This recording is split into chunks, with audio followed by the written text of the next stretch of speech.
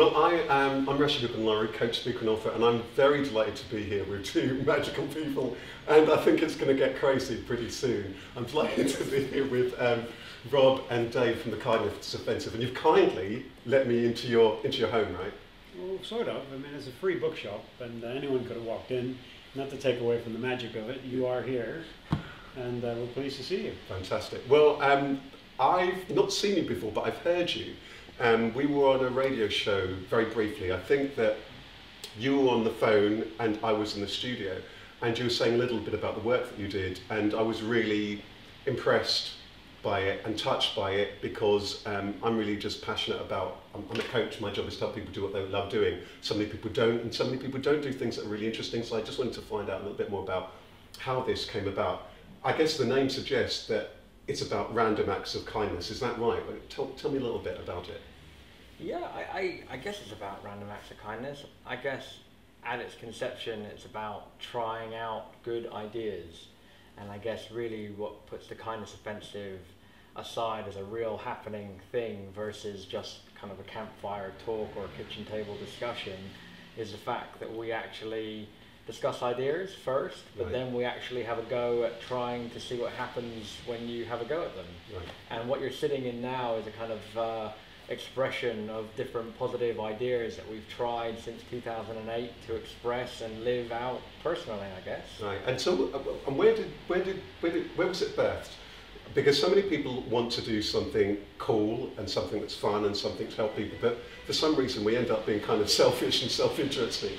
So where did this come from? Was it something kind of personal that you wanted to do? Was it about just having fun? Well, lots of things are, having fun is a great byproduct of anything. But yeah, it began as we were having a discussion about karma, about the nature of what it takes to live a good life, I guess. Right. And I was the cynic at the table, he was not. And we were discussing, I kind of felt that all this idea of being nice to people and being kind to people as a way to personal happiness was basically rubbish. Right. And I cited as my examples, look who rules the world, look who has all the power, look who has all the things that you might want to have. They're not the nicest, kindest people, are they? And so I think this has got to be a load of nonsense, and we decided to do an experiment. And the experiment was, in fact, initially called What's Your Problem? Right. We were going to go and ask people, what is your problem, and then help them. And luckily one of my kind of more cerebral friends said, wait a minute, you're going to intimidate people and make them angry before you even begin. So that's where the name Kindness Offensive came from. And yeah, it kind of started off as a tongue-in-cheek joke, quasi-social experiment with good ideas, and has grown into being the world's largest dedicated kindness group. We've given away over £6 million worth of stuff, a lot of that just on the street to random people, a lot of that to hospitals, soup kitchens, all manner of different charities. We have no criteria for who we help, we have no program, none of us answer to a boss. So this is just us freestyling, doing our own kind of kind thing as it comes along. Right, that's amazing. So I get the feeling from what you're saying there, Dave. So, Rob, was kindness in your heart? Is there something, there sounds to me something kind of Zen, something existential, something deeper. I get the feeling that there's something deeper going on. Not to say that sometimes fun can't be, there's something deeper going on. Tell me a little bit about I'm curious to know, I get a feeling that there's something in your journey where this sprouted out before this conversation that you both had. Well, we have a lot of fun with it, but the Kindness Offensive is like a practical joke with a fun punchline. Right. And you're doing something that people don't expect. You're giving them something sometimes quite expensive in the street. You've never met them. They've never had this experience before. And you do it for the sake of seeing the look on their face. You want to surprise them. You want to give them, and it can be anything from flowers to an Xbox to all kinds of different things. And we started calling big companies up because there was a friend of ours who was waiting for a check to come through the door, and he kept thinking, when the check comes through the door, I'm going to do this, and when the check comes through the door, I'm going to do that. And we asked him one time, well, where's the check going to come from? And he said he didn't know. He hadn't really applied.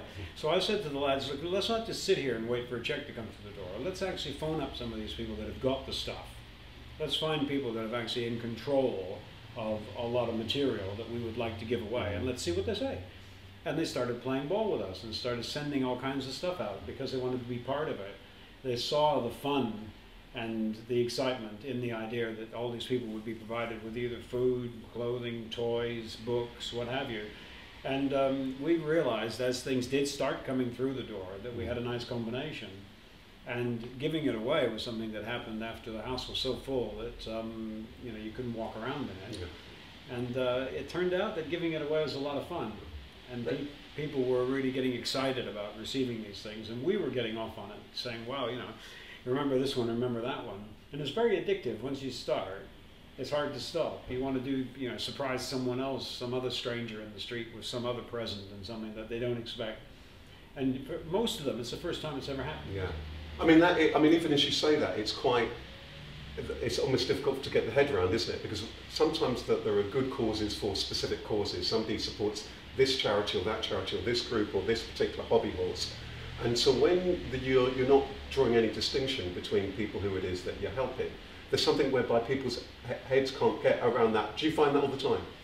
Yeah, I think there's a couple of things about the way that we do things that people find jarring at first. Yeah. You know, the idea that we can be giving stuff away to someone who's quite wealthy at one moment, like we've done stuff in Hampstead where quite a lot of wealthy people hang out, and we know that a lot of the people, there was one kid we gave a guitar to, quite an expensive guitar, and mother said, we have to be going now, we've got a yacht to catch.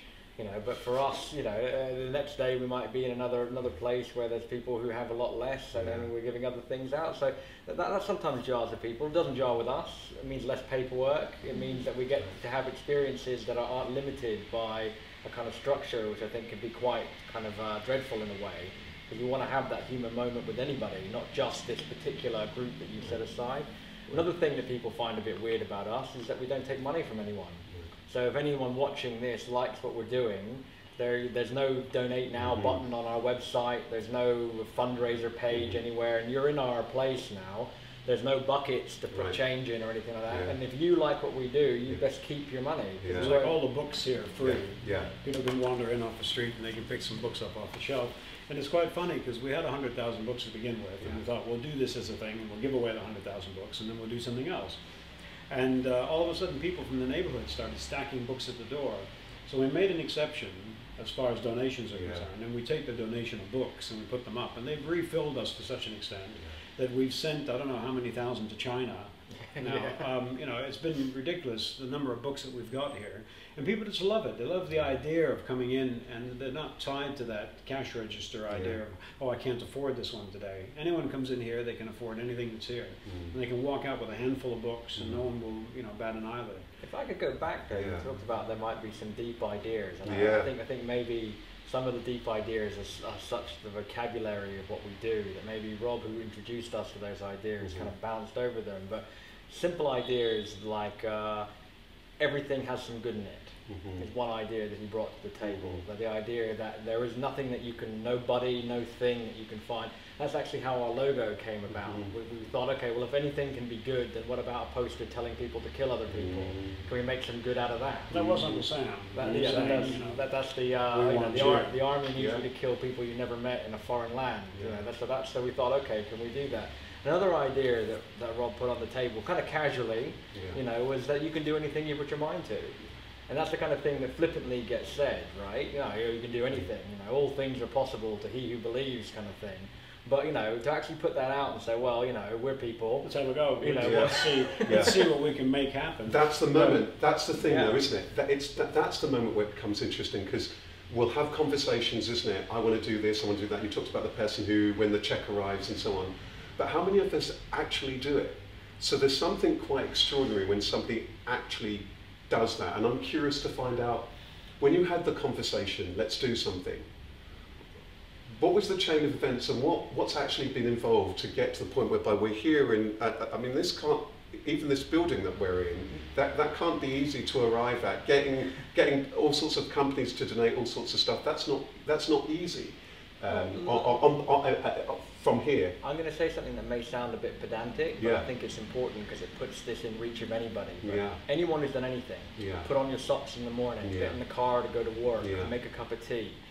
you start that process because you think it's possible, you believe that it can be done, you don't do it because you can't do it, and then your hands start to react to your thought process, and before you know it, you've got that cup of tea and you're in the car. Every single thing you do. So if you've managed to watch this video, you've probably clicked some buttons and made yourself into a chair. That whole process, everything you've ever done fits into that same trajectory. And all we've done is said, okay, well, you know, rather than aiming for things that we are regularly comfortable with, that we all know we've done over and over again, how about we aim it at something which we've never done before? So can we ... fill all the soup kitchens in London with food? Can we ...